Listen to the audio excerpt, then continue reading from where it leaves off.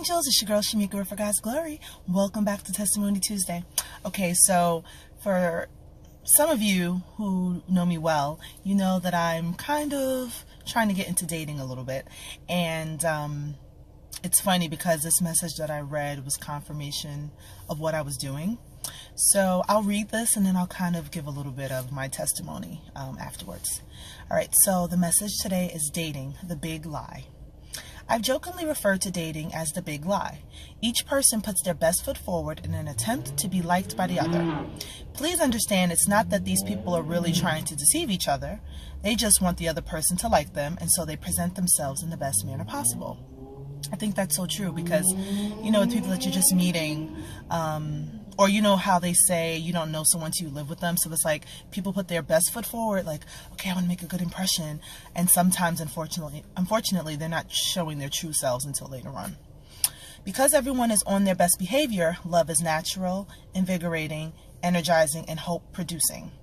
It comes easy and requires little in the way of emotional trust, vulnerability, or an intermingling of one another's lives. In this environment, everyone is ready for love and is quickly captivated by it. Here's the point. Most people during the pre-dating and early dating stages are focused on finding the right person and then impressing their socks off when what they ought to focus on is being authentic. Of course you want to make a good first impression, but you need to get past that pretty quickly. In other words, get real about who you are. Yes, that creates a vulnerable feeling and perhaps a fear that your real self might push them away, but transparency helps your relationship become founded on the truth, not a lie. Hey, if they don't like the real you, you shouldn't be dating them anyway. And if you don't like who they are or who you are together, you should move on. Now, you can see why resting in your aloneness is so critical. If you fear it, you won't get real in your dating relationships. You'll just perpetuate the lie so you can avoid the possibility of being alone. Let time be your friend. To help you get real in dating, let time be your friend. Time will help you to see whether you and the other person are a fit, not just on the surface, but to the core. Time will make known transparency or hiding, authenticity or facade, integrity or falsehood. Time will reveal what you don't like about each other and whether you can problem solve through it. You know, so I talk to people about this all the time. You know, something that may be a deal breaker for one may not be for the other. So you kind of have to know what your triggers are. Time will reveal whether your extended families can merge or if cohesiveness is unlikely. And if both of you are parents, time helps reveal whether your parenting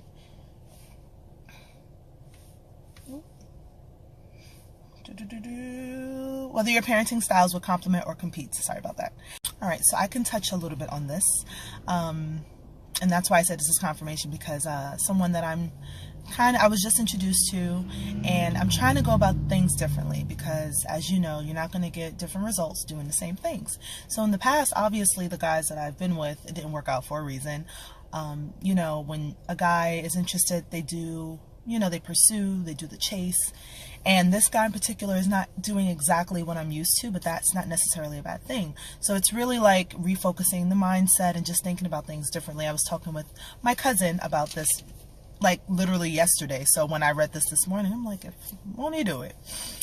And in the midst of me trying to get to know this individual, we were exchanging words through text and I wanted to share something, but I was like, oh, and I was thinking of this in my mind. I was like, if you tell him this now, he may think, oh, she must be that positive type of chick, or, you know, he may just think something of me. And in the past, I would kind of fall back, so to speak, and not maybe share all of myself. So I'm definitely me.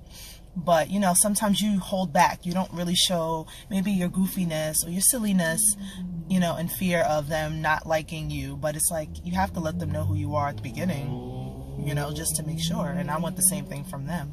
You know, something I've been told is when a man tells you or shows you who they are, believe them.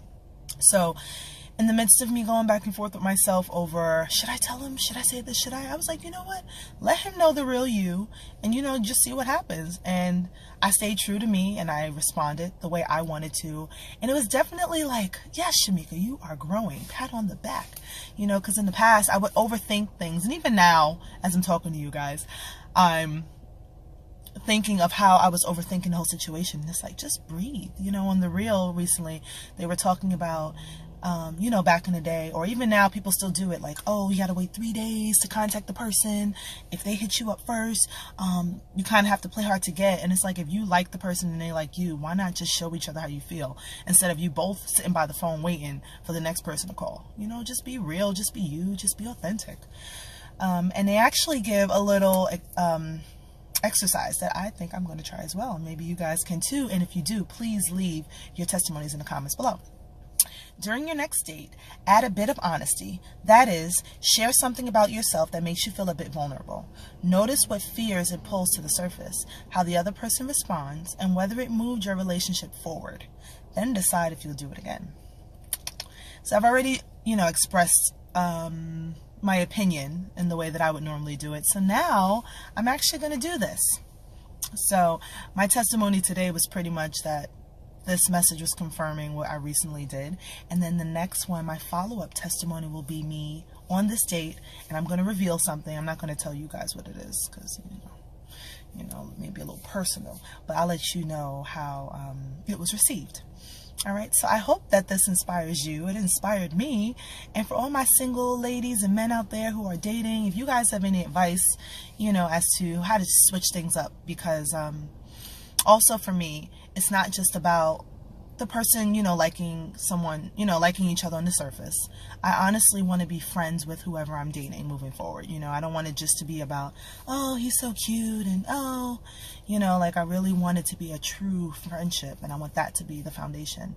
So if you guys have any suggestions, please leave them below. I'll be glad to read them, and I'm sure some of the viewers would also be appreciative of that as well. So I will see you all next time, and for God's glory, thank you. Bye-bye.